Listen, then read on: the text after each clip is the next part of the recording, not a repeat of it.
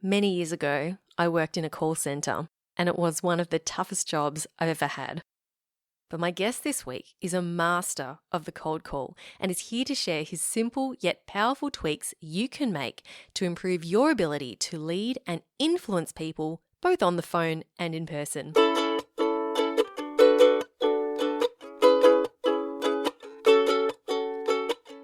Hi there, Rockstar, and welcome to episode 283 of Stand Out, Get Noticed.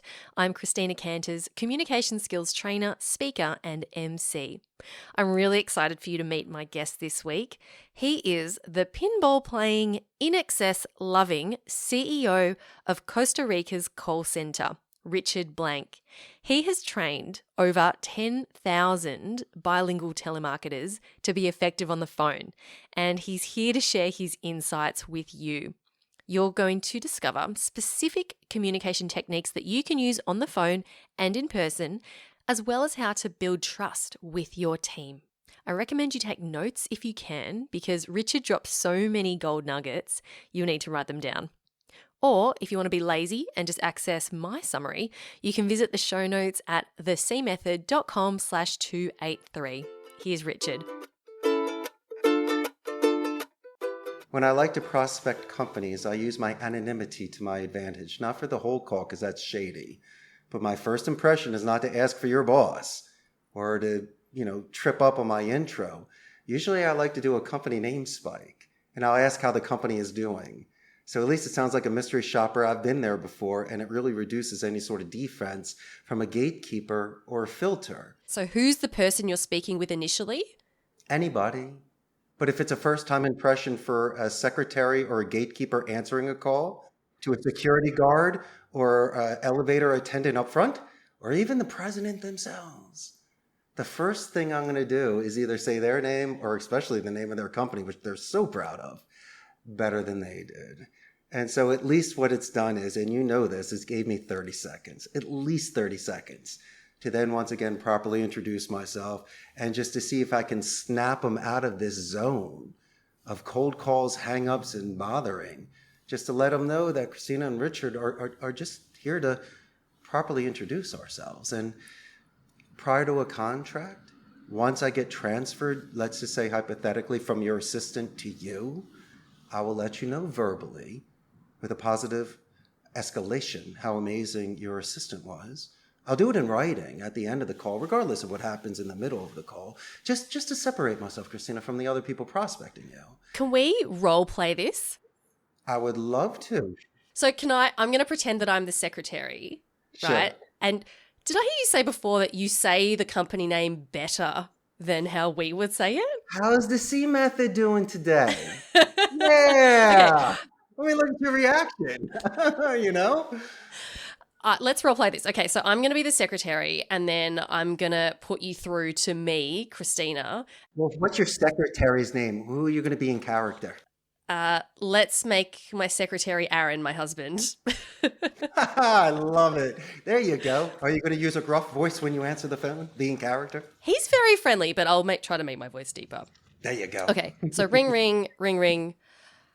Hello, the C method. This is Aaron speaking. Hey, Aaron, how's the C method doing today? Oh, ticking along. That's what he would say. Well, that sounds good to me. My name is Richard Blank, and I'd like to see if I might be able to speak with Christina for a minute, please. Can I ask what the call's regarding? Absolutely, Aaron. The reason for this phone call is that I'm in Costa Rica. I got an amazing call center. I collect pinball machines. In Excess is my favorite band in Australia. And I just would like to touch base with it for 30 seconds to properly introduce myself. Oh, wow. What kind of pinball machines do you have? Oh, my goodness gracious. My oldest is a 1976 Bally's Freedom. I got 13 of them. One man's trash is another man's treasure. And I'm so glad, Aaron, that you brought that up. I tell you what, when you ever come and visit in Costa Rica, we'll do a pinball marathon. How does that sound?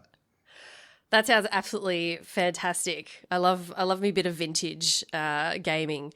All right, I'll put you through to Christina. Before you transfer me, Aaron, I just want to let you know that you did an excellent job. And when I speak to Christina, I'm going to let her know that. Thank you. I'll transfer her through. Excellent. Then Ring, ring, ring, ring. Hello, Christina speaking. Hey, Christine, this is Richard Blank. I just got to let you know that Aaron is probably the greatest employee that I've ever spoken to. You should be very proud working with him. Thanks, Richard. Can I ask what the call's about? Well, absolutely. He was kind enough to transfer. My name is Richard Blank. I'm with Costa Rica's call center. And I just wanted to touch base and introduce myself, let you know I got a great call center in Central America. I collect pinball machines. In Excess is my favorite band. And I just wanted to share some of our services with you to see if this is something that you may be interested in. Awesome. All right, pause role play. Big round of applause, Richard. But check it out. When I call your company back and I speak to your amazing husband, you know he's going to remember me.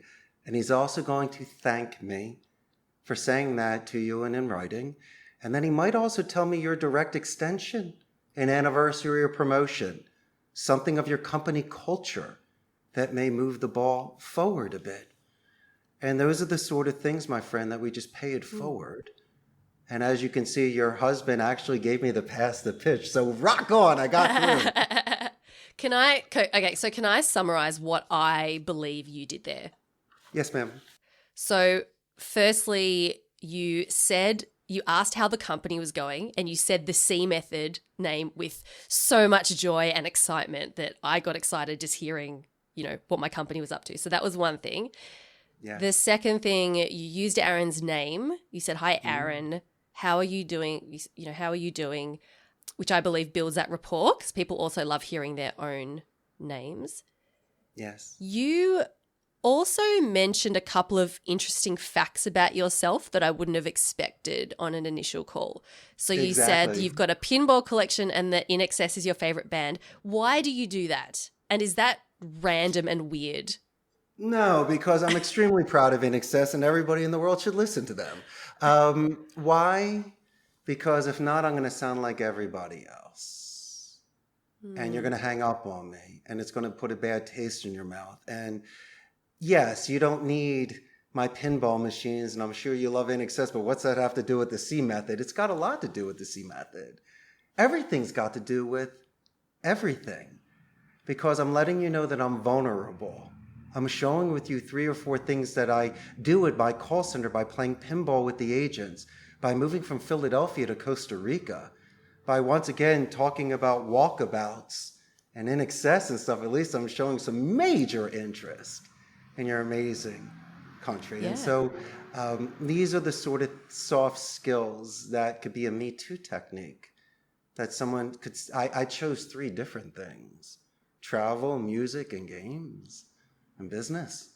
And so one of them had to hit. I could talk about food if you want. So, you're not going to do shrimps on the bar. Yeah, I could have done that one, but everyone does that one. But yeah, and I try to be non-threatening. I don't do this on every call.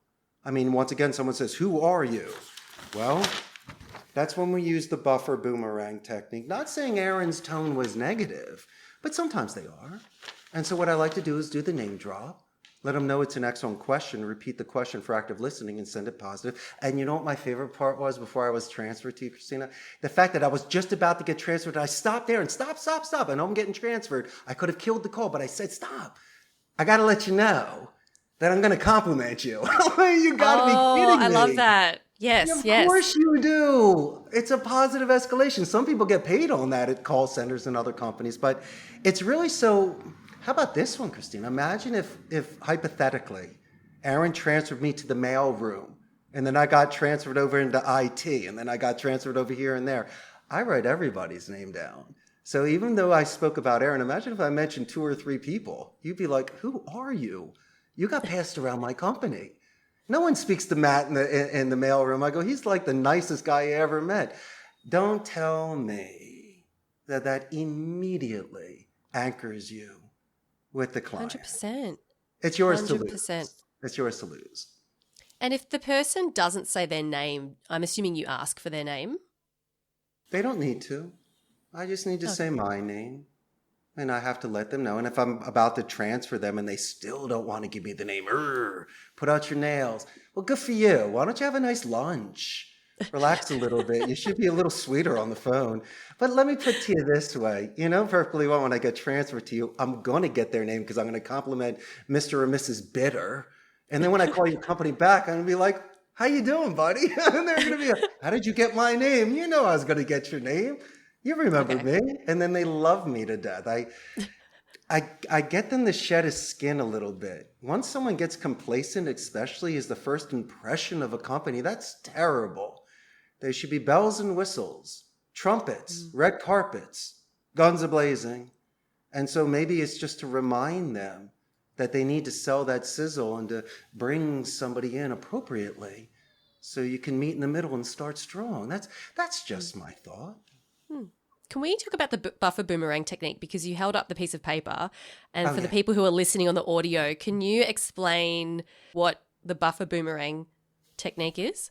Well, you saw the -2 in the buffer because someone's negative. And so what I need to do is I need to buffer the negative, name drop you to get your attention again.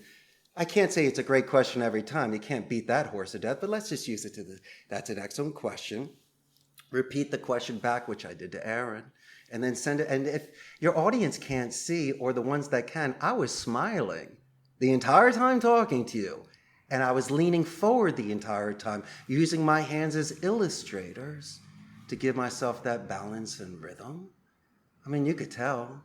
And there were certain extended pauses. I like to adjust my voice to go really high and then to loud whispers to make a statement. Why is that effective? Because monotony, you only catch, monotonous speaking, and monotone, you catch 1 in 5. So you really need to. It's almost like a dessert tray, Christina. Yeah, you don't bring everything out on one level. You know how they have it stacked in different levels so you can see it and enjoy it. Each one deserves its own marquee and imagery. And so each one deserves its pause to see if there's a positive or negative reinforcement. You never know. And I don't like jumping the gun because some people could be so amazed and they're pondering and they're waiting to say something back. And so I love to allow people to feel more comfortable with me, to become more engaged in a conversation. This is not a lecture, and I'm not just checking off boxes and interrogating you. It's a conversation, conversation. And it's, I don't learn anything new when I speak. I love hearing what other people have to say, to see what I have in common. And I get a lot of compliments for being a very good listener. And I take copious notes. I believe in meeting minutes because there's accountability. People might forget something. And it's just an excellent way to avoid any sort of conflict. And you could take the initiative. You can be proactive. You can make sure the target dates are hit and the times to call back are there. Everyone needs to lead the dance. Might as well be you.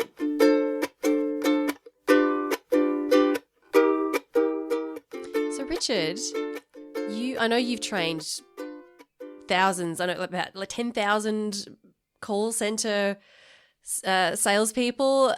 This is your bread and butter. This is what you're really good at. What's another example of a communication technique that you teach to your telemarketers? I believe in the art of speech. There's nothing better than the thesaurus so you can expand on your vocabulary with similes. For an example, I don't like to use the word help. I think that you could adjust it with a certain assisting tone. How about a guiding tone? And my favorite, Christina, is lending a hand sort of approach.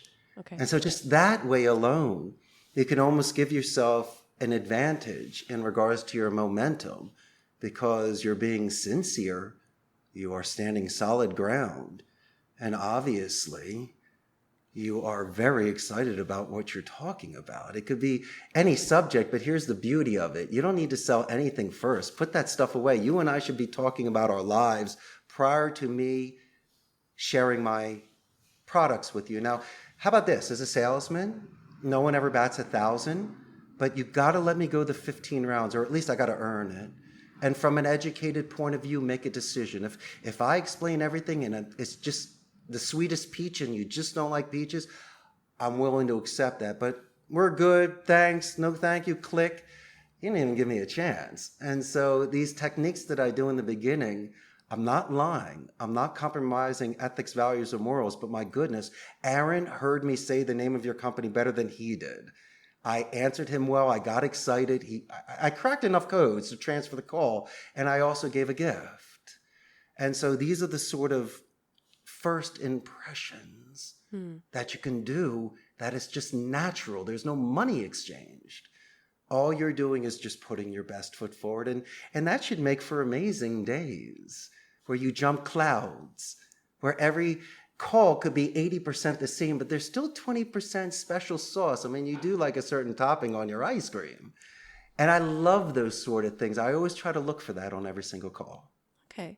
So it's like you don't even need to change a lot of how you're talking. It's maybe tweaking a few of those things, especially to start with. So if someone's never even thought about this before, never thought about their tone or thought about making that great first impression, these are some tiny tweaks that they can start to do in order to make, put the icing on top, like you say. Dedicated practice. Yeah. They need to record themselves. No one likes how they sound. But they do realize that they can make that sort of adjustment. Maybe they have certain actors or actresses where they find that their tone of voice is not offensive. They like their rhetoric. They like their delivery. Some people watch Al Pacino movies like Scent of a Woman and they get inspired. Others will see The Wolf of Wall Street or Glengarry Glen Ross and get inspired. Or how about Dead Poets Society? You might see a movie or Patch Adams when you have an inspirational doctor or teacher that can then move you and inspire you. And so maybe you study that sort of rhetoric because the market speaks, Christina, because as much as movies and you and I have our opinion, if the masses get influenced by a speech or by an action, that is what you should study and potentially try to emulate. So, Richard, what do you say to people who might be listening, who might be thinking, well, what about me just being my authentic self? If I'm trying to emulate someone else, isn't that then me becoming inauthentic or not true to myself in terms of how I communicate? What would you say to those people? Excellent question. And let me rephrase that. And thank you very much. You need to be you, because if you try to be somebody else, you're not going to last long. You'll get caught after 20 minutes. And so since English is their second language in Costa Rica, really my suggestions were about proper grammar. So they'd watch the BBC or they'd listen to Australia television and they would hear the different pronunciations so they can get the ear for it for the different clients. But there are certain dialects. You do pronounce words differently than we do in Philadelphia compared to Queen's English. And it's fine. It's all beautiful speech. But as long as they keep training their ear, they might like, as I mentioned before, if they listen to something in Parliament, a transitional sentence, or a way that someone was able to diffuse conflict by saying, for my clarification, Christina, for my edification, compared to, excuse me, what'd you say? Could you repeat that? Or as we discussed earlier with word choices from help to lending a hand, that's still authentic. These people aren't changing.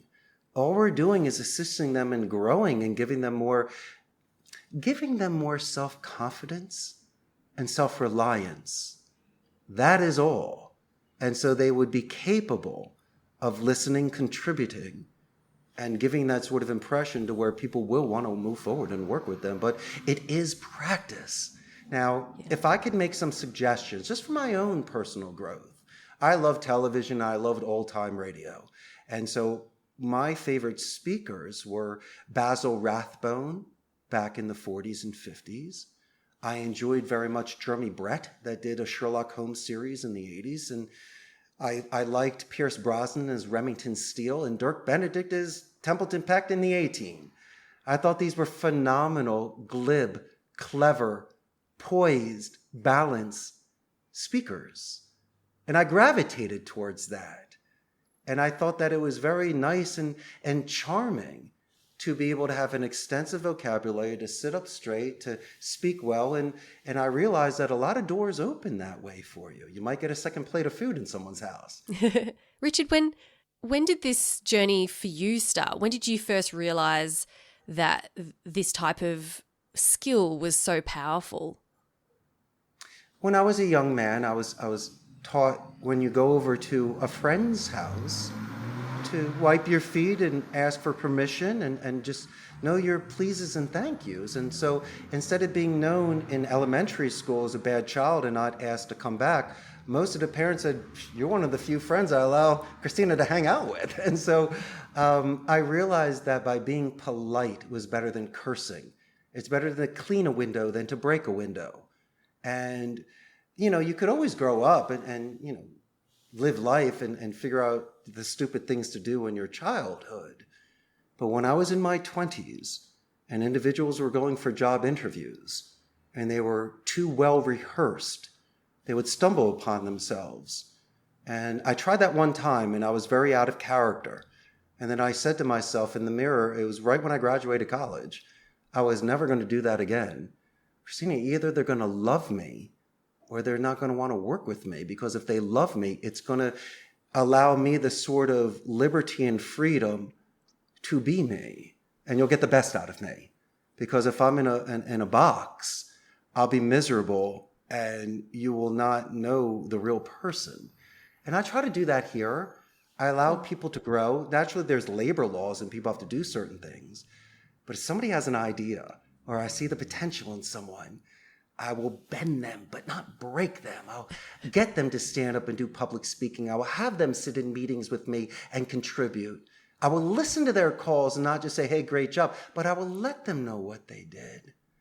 And so by allowing me to work with individuals from a C level where I could be humble, I could be, show this sort of gratitude and interest in them. It's amazing how many people tell me I'm the only boss that's ever done something like that. And so with all these people, because I compete against Amazon, they have thousands of people here, all the bells and whistles. But I do know this, Jeff Bezos didn't play pinball with everybody. I walk the roads and I know everybody's name. I'll be there downstairs to say hello to your mother when she picks you up at work. And I don't need to be thousands. But my couple hundred that I have, the people that are with me, that's what they were looking for. They wanted the smaller shop. They wanted their name to be known. They wanted to grow. And that's why, my friend, I believe that water seeks its own level. People then feel seen, they feel heard, they feel like they matter. And that sounds exactly what you are able to do through the way that you communicate with others. Sure. And in their first day when they come to work, I let them know that learning a second language is 10 times harder than anything I'll put them on. I'll give them all their resources and I'll support you 100%. And before we go into the training room, why don't we go play some pinball for 20 minutes? And so we start with dessert first. And so I've seen individuals on their first day, instead of just absorbing, now they're contributing. I really do see that sort of momentum and breakthrough very fast. Wait, can you dive a little bit more into that? So when you say you have dessert first, what exactly are your team doing on the first day? Is it playing the pinball? Of course, before even the training class. So everyone can hang out together. So it's having fun, building culture before they've even watched the first onboarding video. My friend, it's helping them relax. Love it. Because they just probably came from an environment where they left because of a bad coworker, bad supervisor. Right? Obviously, they're not there anymore. So they're on a rebound. But I cracked a code. When people are filling out their applications and putting in everything that you want to hire them for, I ask them to turn their paper over and why don't you write me a couple paragraphs of a coming of age moment. Let me know when you had your walkabout, when you beat up a bully or saved a kitten out of a tree. And so I do this to see what sort of depth they have, where their mind goes immediately when it comes to how they see themselves in their proudest moment. And also on a rainy Wednesday, I can remind you of when you were a champion and let them know that you're better than that and I know where you could be. And so these are the sort of things where you try to really grow with somebody with synergy, because as I say, they look at me as a boss and they come into work and everyone does their 40 hours a week. I see it differently. I was given a career. I came to Costa Rica at 27 and worked at my friend's center for 4 years. So it was a 1 in a million opportunity. I learned it from the inside out. I wasn't C-level. I sat in the cubicles, broke bread, saw the good and the bad.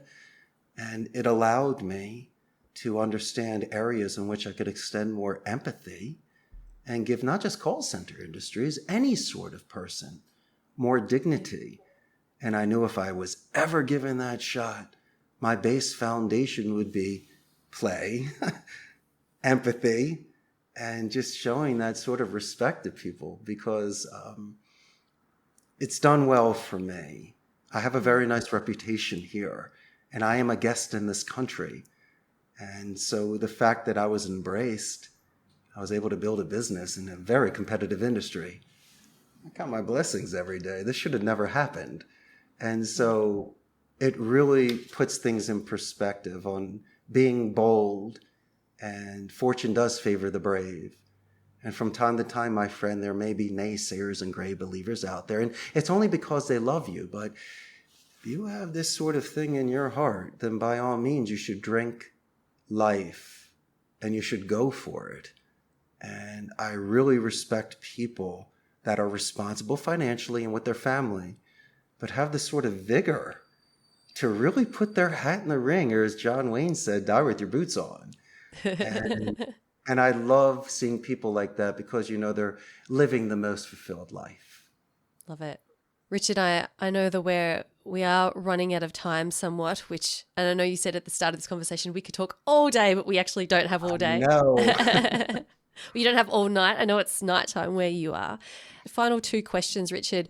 Sure. What's one final tip you could give to a leader or a manager, someone who has a team who would like to do more of what you've just talked about, have that great camaraderie and have the trust and respect of their team and have their team just love being at work? What final tip would you have for them? These amazing individuals that rose to those positions, they earned it, but they also can't forget where they came from. So maybe what they should do once again is to allow every individual to give every single opinion out there. And collectively, through synergy, you can bring that group together. And so your ego is fine, and you don't want people to fear you, and you'll get the job done. And your employees have the leverage. They can always quit. So I don't think cursing, yelling, and screaming does any good. But I do believe that these individuals that work with you have families and children. And as long as you take that into consideration and you give them the benefit of the doubt, and I've even told agents to log off, go to the bathroom, throw some water in your face, and get back on that phone, where somebody might need the unofficial timeout because they're having a moment. And so you have to do that. If you think people are robots, they will leave. And you don't need to go out drinking with them. That's their private time. And some people don't even like to drink. And don't think pizza parties solve things either. It's got to be the time that they don't expect the flowers. And sometimes they even claim that the greatest gifts are not store-bought cards, but the ones that you personally write. And how about this? I'm not going to say, Christina, you're doing a great job. You're my favorite. High five you. No. Last Tuesday, when you got on the phone with Mrs. Jones, I listened to that 33-minute conversation. Wow. I cannot believe you confirmed her email 4 times. Dog was barking in the background. You put the dog away. You asked about the dog. Everyone's laughing. The client loved you. And then you're saying to yourself, my God, you actually listened to me for 33 minutes? And I'd say, Christina, of course I did. Because if you were in my shoes, you would have done the same. And so when you look at me, you go, I'm not going anywhere. This guy's great. Forget the pizza party. This guy actually listened to me for 33 minutes and really picked apart my call. So you're amazing and dear supervisors and managers. Show some authenticity. Just don't say good job, champ, and call them chief and ace. Really let them know. Really let them know what they did. And try to assist them in every way that you have to get them to different levels. And if you feel insecure that they're going to take your job and your position, then you're not doing a good enough job. All is fair in love and war. If you earned it, somebody else could too. And so just be the best you can be and try to bring other people up, because who's to say that you're not going to get promoted and then these people are going to work with you. And so don't be selfish. Everybody deserves their chance. And if you're number one, then you get that position. And look how hard you and I work. You make it look easy, the C method. Look at this. They should only know what you're doing behind the scenes. And so I think if people are willing to take that sort of responsibility, then the golden ring could be theirs. Love those final words, Richard. Look, I really appreciate you taking the time to join us on the show. I'm going to have to listen back to this conversation and take notes and unpack everything that you shared, because there was a lot in there. If people want to reach out to you, connect with you, or learn more about you, Richard, where can they find you online? Well, they can buy a first-class plane ticket and come visit me here, which would be wonderful. I'm all over the internet with my websites, but I also have a Facebook fan page of about 103,000 people. And so when this goes live, you're going to have a lot of new fans. And it will also give your audience a chance to see the business process outsourcing industry in Central America. Just real quick, we're north of Panama, south of Nicaragua. We're the only democratic society in Central America. There's no standing army, Christina, so there's a 95% literacy rate. We have the best infrastructure. They claim that Costa Rica has the most neutral English accent. We're known for medical tourism and especially ecotourism. So if you like surfing, which I know Australia does, we have waterfalls and monkeys and iguanas and butterflies, and it's just a wonderful place to visit. I'm here, your friend. I got 1,000 suggestions for you and your audience, and Christina, I really can't thank you enough. I thoroughly enjoyed our time this evening. Isn't Richard wonderful? You can see how he makes everyone he speaks to feel special, right? And, it's all learned communication skills. It's totally within your capability to do the same thing. So I challenge you to give it a go. Compliment someone on the phone this week. See what reaction you get. I'll pop the video version of this conversation plus links to where you can connect with Richard in the show notes at thecmethod.com/283. Now, if you enjoyed this episode and you think that a colleague or a friend might also find it useful, then please do share it with them. It's the best way for this podcast to reach more people. Thanks so much for spending some time with me today. Keep on being awesome, and I'll talk to you next week. I'm Christina Canters, and this has been Stand Out, Get Noticed.